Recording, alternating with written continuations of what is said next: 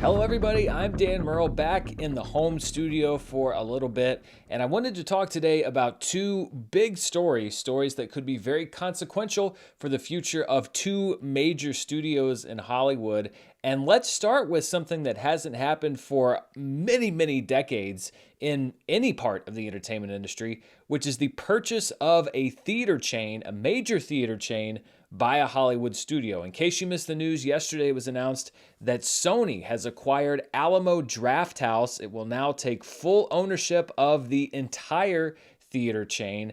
And this was really unexpected news because until recently, studios were barred legally from owning movie theaters. That's something we'll talk about in just a few minutes. But if you're not familiar with the Alamo Drafthouse chain, it was founded in 1997 in Austin, Texas. It rode the boom in the Austin, Texas film scene. It's famous for its wide selection of food and drinks served in theaters and its zero tolerance policy on talking and texting. I'm a fan of that. And it now counts over 30 locations in over 20 cities. But the pandemic hit Alamo Drafthouse hard. They filed for Chapter 11 bankruptcy back in 2021. Just as theaters were beginning to reopen, they were bought by Altamont Capital and Fortress Investment Group, along with original founder Tim League. And this is what private equity does. When you see it acquire a company like Alamo Drafthouse, most of the time they aren't buying these companies to hold them for a very long time. They're buying them in order to streamline and improve them. Sometimes that means cutting jobs, sometimes that means closing locations, and then flip them to another owner. The financial details of this deal haven't been made public as of the time that I'm doing this video, but we do know that it has been sold, and my guess is that it was probably sold for a profit. Now, it was known, or at least rumored, that Alamo was looking for a seller, but I was quite frankly shocked at first that Sony were the people that stepped in to buy it. And then the more I thought about it, the more that it kind of made sense, because Sony has tied itself as a company to a lot of the more traditional distribution routes. They decided not to launch a major streamer outside of Crunchyroll, which is their biggest streaming asset. And now they're entering the theatrical distribution model. So they really are saying to all of the new ways to distribute movies, you know what? We're going to stick with the old ways of licensing our stuff to other streaming services and now running a movie theater chain. Alamo Drafthouse will be run under a new division of Sony called Sony Pictures Experiences, which is devoted to creating live attractions based around Sony properties.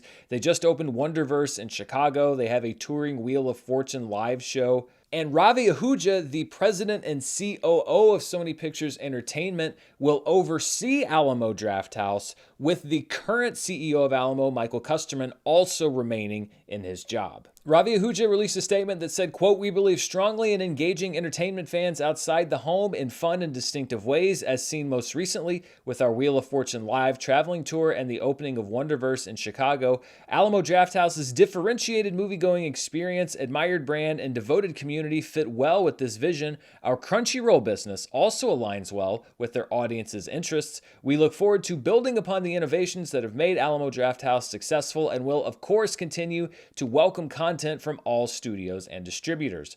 Original Drafthouse founder Tim League also said in a statement, quote, "We are beyond thrilled to join forces with Sony Pictures Entertainment to expand our company vision to be the best damn cinema that has ever or will ever exist now in ways that we could only dream of. They have a deep respect and understanding of cinema's ability to both drive growth and create lasting cultural impact, which aligns perfectly with everything Alamo Drafthouse stands for." Now, that all sounds well and good, but these are the kinds of statements that you often see issued after something is acquired like this. A statement from the new owners saying, hey, we love what they're doing, we love everything about Alamo Drafthouse, and we're going to keep doing everything that's great. And a statement from the current founders saying, hey, you know what, we're excited to be partnered with these people, and they're only going to make us bigger and better. That's not always what happens. At least that's not always only what happens. And I think it's pretty obvious that there are going to be some somewhat major changes that are made to Alamo Drafthouse. I'm not saying it's going to change the entire fundamental structure of what Drafthouse stands for, but Sony bought a movie theater chain for a reason. Ahuja said that all content, and I hate that he calls movies content, but that's just the world that we live in, but he says that all content from different distributors will be welcome, and I don't think he's lying there. I think it would be weird if Alamo Drafthouse Cinemas all of a sudden only played Sony movies. I'm sure you'll be able to see movies from all of the different studios and independent distributors there. But I also think that you're going to see a heavy focus on stuff from Sony at the Drafthouse. I mean, they said already that Crunchyroll aligns well with the audience's interests, so I could definitely see Demon Slayer events that are featured at Alamo Drafthouse, or, retrospectives and catch-up shows and stuff from anime that you can watch on Crunchyroll. And again, I'm not necessarily saying that that's a bad thing, but to think that there is not going to be a heavier focus on Sony stuff at Alamo going forward once everything comes into place, I really think that's just kind of denying reality. Hopefully things won't fundamentally change, but there will be changes. And this really does turn the movie business itself on its head when it comes to Sony movies and projects that are now going to be played at Alamo Drafthouse going forward. When we do those profitability breakdowns on charts, not every week, but nearly every week, I'll often talk about, well, what percentage of the revenue is going to the studio and what percentage of the revenue is going to the theater. But once this acquisition's been finalized and everything is in place, now because Sony owns Alamo Drafthouse, every dollar that you spend going to see a Sony project at Alamo Drafthouse goes to some division of Sony. Yes, it will matter how much of it goes to the studio division and how much of it goes to the Sony Live division, but it's still all divisions of Sony. And some people may say, well, how is this legal? How is it that a movie studio can own a theater chain? And the answer is that it actually wasn't legal until just a few years ago. It all comes down to something called the Paramount Consent Decrees, and they were put in place in 1948 at a time when it was very common for a movie studio to own a movie theater chain. But what would happen is that they would engage in business practices like block booking, which would basically be a movie studio saying, okay, well, we own these movie theaters. We're only going to show movies from our studio at these theaters, or we'll show movies from other studios, but we're going to charge them outrageous fees. And it essentially became an antitrust issue. And so laws were passed that said, okay, movie studios can no longer own movie theaters because there is a potential there for a monopoly. Well, back in 2020, the Paramount decrees were repealed and studios were once again free to own movie theater chains. But honestly, it's something that even I had forgotten had been actually put into motion. I remember them talking about it, and I may have even covered it when they were repealed, but no movie studio made a move to acquire a movie theater chain until now. And I guess in my brain, I just thought, well, it was something they were talking about, but they never really did. Or maybe it's legal, but no movie studio is going to actually do it. Well, now Sony's done it. And when we look at the potential consequences or what's going to happen down the line, I'm kind of two minds on the issue. I mean, here's the flat fact. Movie theaters are in trouble. I mean, just last week, there was a story about all of the Alamo Drafthouse theaters in the Dallas-Fort Worth area closing. Now, they weren't owned and operated by Alamo Drafthouse. They were owned and operated by a franchisee who was running those theaters under a license. But it was just a reminder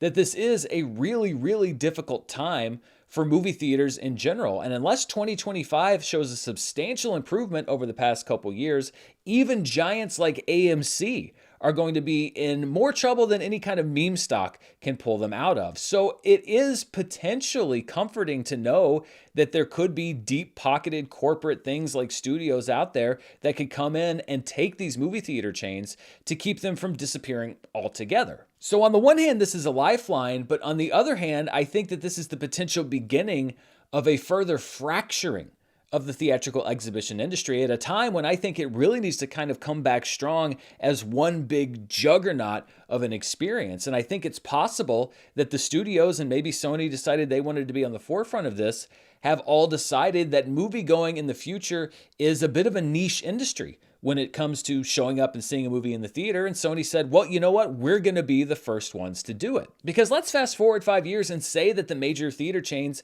have been acquired by studios. All right, well, Disney could still play their movies in every theater, but if they own AMC, they could say, all right, well, if you go see the new Marvel movie at an AMC theater, then you can have exclusive scenes and stuff that you're not going to get in any other theater. And that drives business for people to go see Marvel movies at AMC. If Sony still owns Alamo Drafthouse, they could say, all right, well, if you go see the new Spider-Man movie at Alamo Drafthouse, then you'll get to see a bonus trailer for the next movie or something like that. And then that drives audiences there. If Warner Brothers Discovery, if they're still around, owns Carmike Cinemas, they could say, all right, well, we're going to put out the new DC movie, but if you go see it at a Carmike Cinema, then you can see it on Wednesday exclusively before you can go see it at any other theater chain. It's not so much that the studios could potentially take their movies out of other chains, but they could incentivize the audience to go to specific chains to see their movies. Maybe that's just the future of the industry, and maybe it'll work out just fine,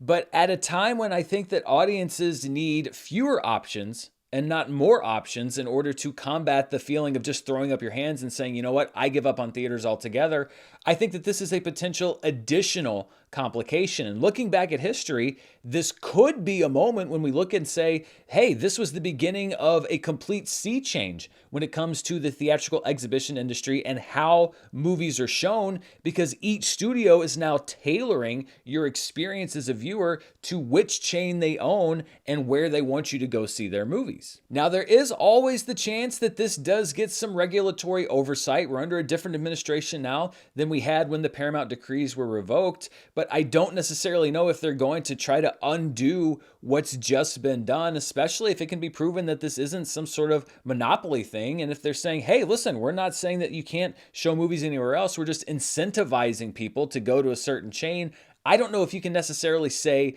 that's illegal. Maybe this isn't a big thing. Maybe this is going to be kind of a niche thing and movie-going remains the way that it has been for the last several decades. Or maybe this will be a pivotal moment in the history of exhibition. Only time will tell, but this was a story that really caught me by surprise, and I think that it's something that everybody should pay attention to, especially what Sony does in these 36 or so Alamo locations around the country, because it may well set a blueprint for what we see in the next several years. All right, so that's the Sony Alamo Drafthouse story. I also want to talk about what the hell is going on over at Paramount. But before we do, I want to thank the sponsor for this video, The Perfect Gene. The word perfect gets thrown around a lot, whether it's movies or a sunset or your kids. Okay, I don't know your kids. Maybe they are perfect, but I do know jeans. I wear them all the time, and I can tell you that the Perfect Gene really does make jeans that are, well, perfect. The Perfect Gene isn't just comfortable, they're also stretchy and light enough to wear even in the summer when other jeans can turn things down south into a, marshland. And they fit great too. I've struggled to find well-fitting jeans for years, but these sit comfortably on my weird combination of waist size and leg length. If I'm going to be outside for any length of time this summer, you can bet I'll be grabbing my jeans from the Perfect Gene. And they've also revolutionized the t-shirt world as well, making shirts that accentuate everything you want while also stretching to cover that extra beer belly that you might not want to show off. It's finally time to stop crushing your family jewels in uncomfortable jeans by going to theperfectgene.nyc. Fans of the show get 15% off your first order, plus free shipping, free returns, and free exchanges when you use the code DAN15 at checkout. That's 15% off for new customers at theperfectgene.nyc with promo code DAN15. After you purchase, they'll ask you where you heard about them, so please support the show and tell them that we sent you. F your khakis and get the Perfect Gene.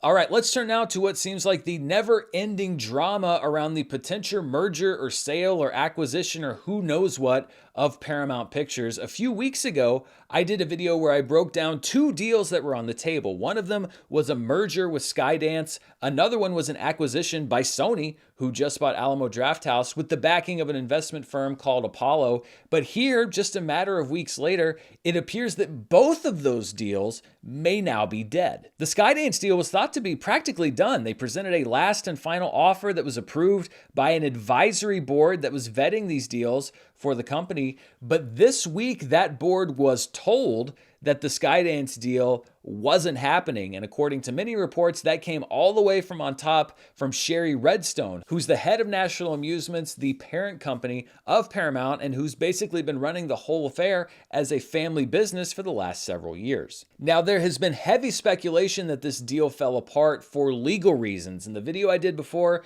about Paramount and Skydance, I mentioned that there was likely legal action if Sherry Redstone decided to merge with Skydance because it would keep the Paramount movie studio basically as its own entity, but it would also mean that she would get a big payday and the other shareholders, the Class B shareholders, and you can go back to that video if you want more information, wouldn't really get a payout. They'd just be on board for whatever happened with the new company. They could then sue her for fiduciary malfeasance and basically say, well, you were only looking out for your self-interest and you weren't looking out for us. It's a very real possibility. And a lot of folks have said, well, there were terms that they were trying to come to where Sherry Redstone might have been saying to Skydance, okay, you can merge and you'll have control of this company, but I also want you to handle all of the legal stuff. I want you to handle all of the legal fees and the legal costs if anybody sues me. And Skydance, probably rightfully so, said, well, I'm not so sure about that. As for the Sony deal, if you recall, they had a $26 billion buyout offer on the table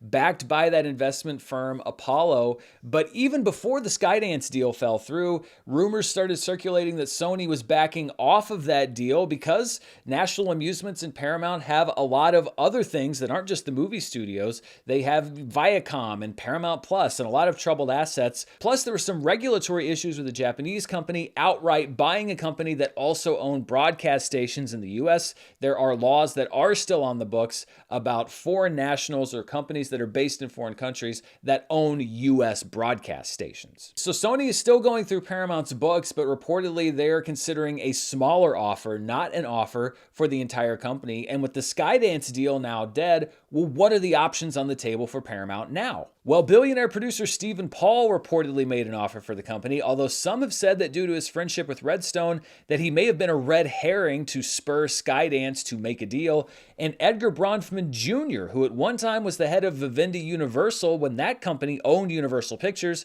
is reported to be interest backed by the investment firm Bain Capital. For now, though, the company is proceeding as if Redstone and the current regime aren't going anywhere. They now have 3 co-CEOs, I'm sure that system's going to work out great, to replace Bob Bakish. Bob Bakish was the CEO of Paramount. He was pushed out when it looked like the Skydance deal was going to go through, but now you have 3 people that are in charge of the company, and they released a statement this week with their own game plan for the future. Their game plan included, quote, transforming our streaming strategy, streamlining the organization, and also divesting some of the company's assets to pay down debt. So what do those things mean? Well, I think that these are the 3 most likely outcomes. Number 1, layoffs and cutbacks. Anytime you talk about streamlining the organization, that means we're going to lay off people. Number 2, I think that we're going to see Paramount Plus merged with another streamer, perhaps Peacock. There's been rumors that Paramount Plus and Peacock were going to join forces for a very long time.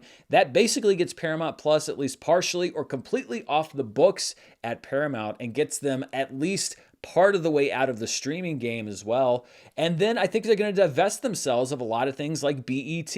BET was an asset that they had an offer on the table for a couple years ago that they didn't take. But I think that you're going to see things like BET, MTV, maybe all of the cable companies right now that are held by National Amusements sold off so that they can get some cash flow in to make the financial health of the company better and to say, hey, you know what? We don't need a merger. We don't need an acquisition. We're doing just fine and we can survive on our own. My biggest takeaway here, though, is that this whole process has been an absolute disaster for Paramount and for National Amusements. I mean, Sherry Redstone looks like the Hamlet of the entertainment industry, forever agonizing over what she's going to do. I mean, it seemed like she didn't even really want to do this in the first place. And a lot of folks have said that she wasn't going to take a deal because she's just not ready to give up what she sees as the family business. She wants to stay in the game. And maybe that's the case. But when you look at the twists and turns and deals that have been turned down and deals that look like they've been taken, I mean, Succession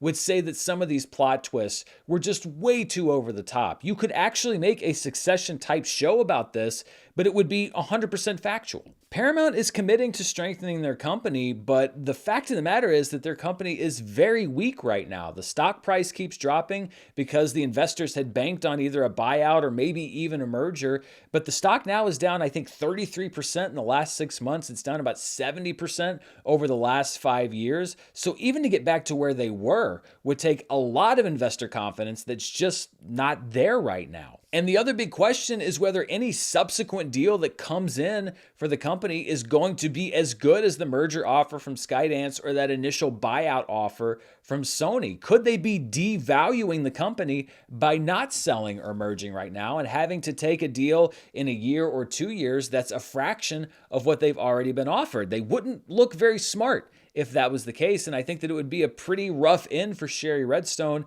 and her career as a media mogul. The thing that I worry about the most is that the Skydance deal was the last chance for Paramount Pictures to remain its own independent movie studio. I think whoever comes in, whether it's Sony or whether it's one of these other people or whether it's nobody that's made an offer, whoever ends up taking over the company is much more likely to strip it for parts and to sell Paramount to another studio. And we have a bigger and bigger possibility of what we talked about when that Sony deal was on the table, of the continued consolidation of Hollywood. That's why I was pulling for the Skydance deal to go through, and I was actually somewhat happy when it sounded like it was, because it would at least keep Paramount Pictures as its own thing. I think that is far less likely now that Skydance is out of the picture. Time is not on Paramount's side, and it hasn't been for a while now. The company is not financially healthy, and it's one reason why Sherry Redstone was thought to be kind of backed into a corner, because the investors were losing patience and because the company was losing value by the day. And yet it seems right now, I mean, who knows what they're going to decide tomorrow, that they've decided to stay the course and try to right the ship. And maybe that will happen. Maybe it won't happen. But I think that there was a lot of optimism that something was going to happen. And yet it seems to be business as unusual over at Paramount right now. And much like Sony's role in theatrical movie going forward, I think Paramount's role in the studio landscape going forward is very much up in the air at the moment. So those are my thoughts on the major happenings going on at two big studios in Hollywood. What do you think? What do you think of Sony taking over a theater chain? What do you think Paramount should have done? Let me know down in the comments below. And as always, thank you so much for watching. Don't forget, in the description, not only can you find a link to our sponsor, The Perfect Gene, but you can also find a link to buy tickets to a live event I'm doing with my buddy Christian Harloff just over a week from now in New York City, Friday, June 21st. We'd love to see you there live. There's also a live stream option if you can't make it, so you can watch it at home. Check the description below for that. And as always, thank you so much for watching the channel. Until next time, stay tuned right here for more movie news, reviews, box office, and more. Until then, stay safe, and I'll see you then. Bye.